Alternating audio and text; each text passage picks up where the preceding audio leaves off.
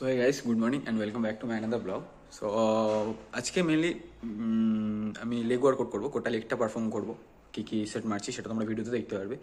আর তার আগে তুমি এই যে সাইডে দেখতে পাচ্ছ, এটা হচ্ছে আমার প্রি ওয়ার্কআউট মিল। হ্যাঁ, এই মিলটাতে একটা কলা আছে, 30 গ্রামের মতন তোমার ইসে আছে, ওটস আছে, আর হচ্ছে 30 গ্রামের মতন কিশমিশ আছে।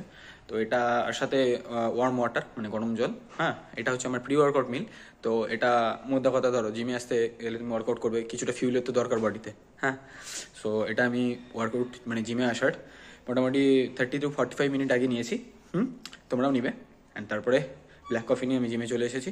সো চলো ভিডিওতে শুরু করা যাক, কী কী সেট আমি পারফর্ম করছি। মেনলি পার্টিকুলারলি আমি ফার্স্টে হচ্ছে হ্যাপ স্কোয়ার দিয়ে শুরু করছি। ওকে, হ্যাপ স্কোয়ারের জন্য আমি পার্টিকুলার মেশিনটা চুজ করেছি। এবার কীভাবে মারবো সেটা তুমি ভিডিওতে দেখতে পারবে। ওকে, আর হচ্ছে ফুড প্লেসমেন্টটা যেটা হবে সেটাও আই থিঙ্ক ভিডিওতে দেখা যাচ্ছে, ভালো মতন বুঝে যাবে হয়তো। ঠিক আছে, তো দেখো কীভাবে পারফর্ম করছি আমি সেটটা।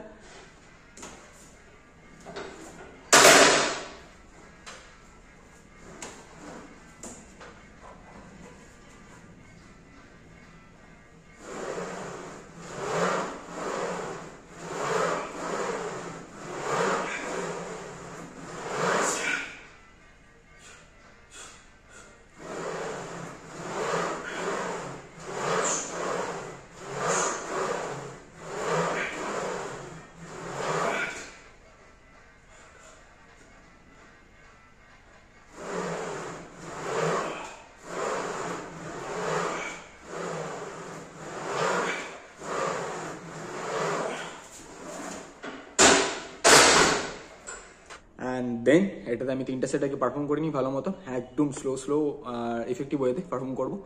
দেন তারপরে হচ্ছে পরের সেটটাতে যাচ্ছি, সেটা কি পারফর্ম করছি তোমরা দেখতে পাবে। সো চলো দেখতে থাকো ভিডিওটা, মজা নিতে থাকো। ঠিক আছে, হ্যাপ স্কোয়াডটা হয়ে গেছে।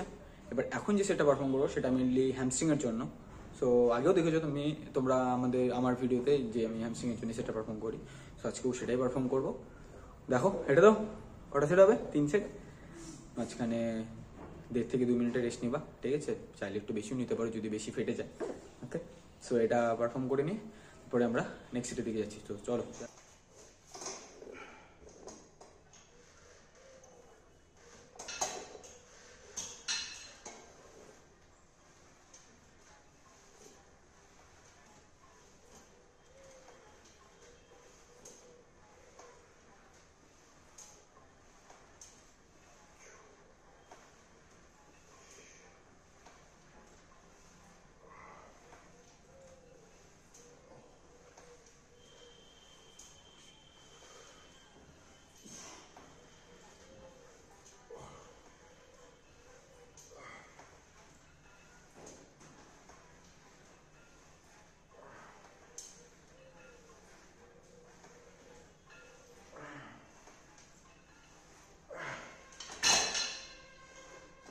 সো হ্যামস্ট্রিংয়ের জন্য এটা পার্টিকুলার 3টা সেট মেনে নিয়ে দেন মানে পার্টিকুলার 3টা সেট মারবো, যে proper rest period proper and কি স্লো এফেক্টিভলি মারবো।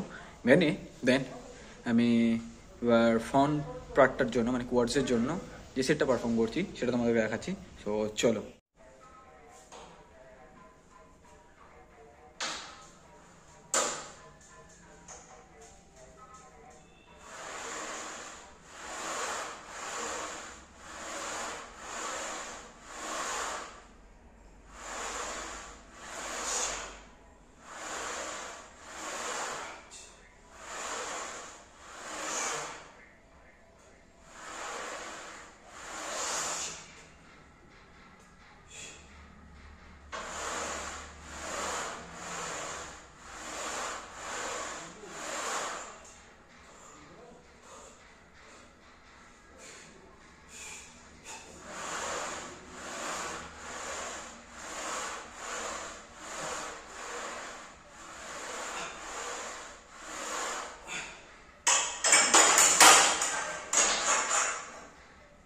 দেখতেই তো পেলে এখনই মানে ওয়েটটা রাখতে যায় পড়ে যাচ্ছিল।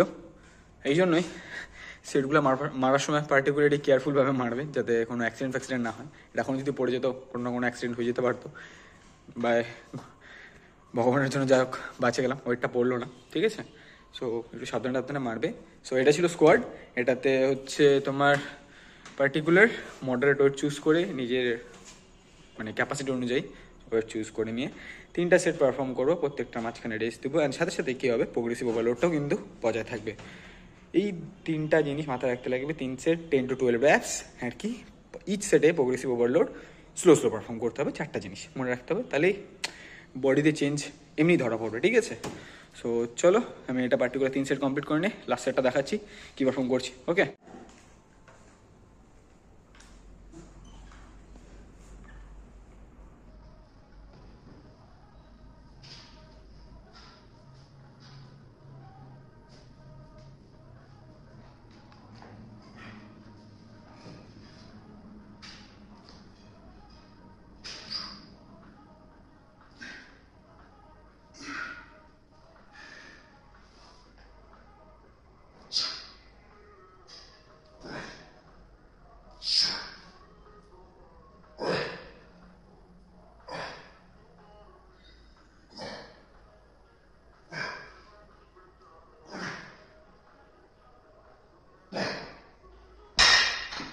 তো পার্টিকুলার এটা যে সেটটা সেটা হচ্ছে রোমিনেন্ট ডেডলিফট।